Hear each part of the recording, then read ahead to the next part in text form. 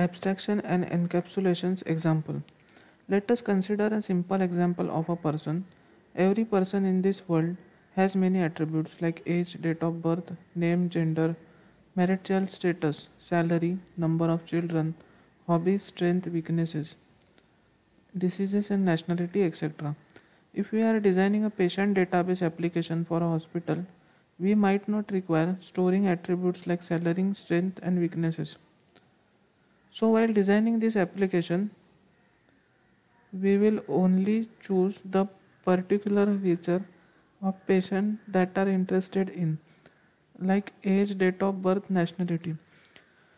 Now if we have to design another system for a corporation, we will consider the person as employee.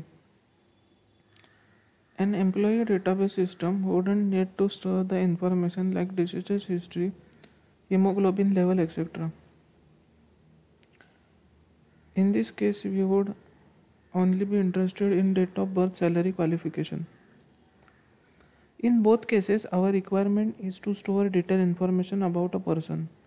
In one case, we have a patient, and in another case, we have an employee.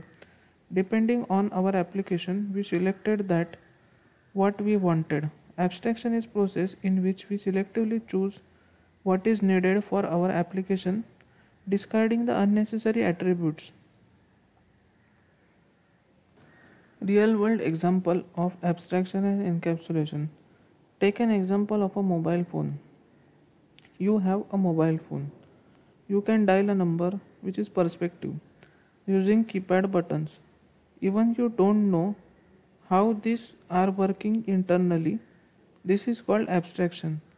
You have the only information that is needed to dial a number, essential characteristics from user's perspective, but not its internal working of mobile,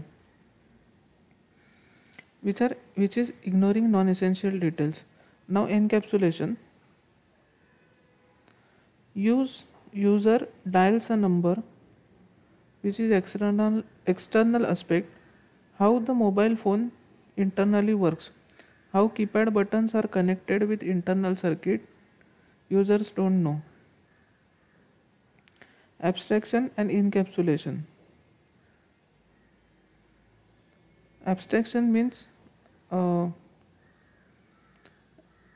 finding the important aspects. For example, user only is concerned about speaker, and encapsulation means hiding non-essential details.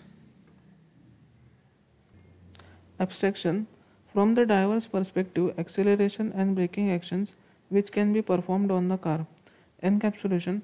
When the driver presses the accelerator pedal, which is external aspect, there are a lot of things that happen within the car which actually cause the RPM, which is rotation per minute of the wheel, to increase internal aspect.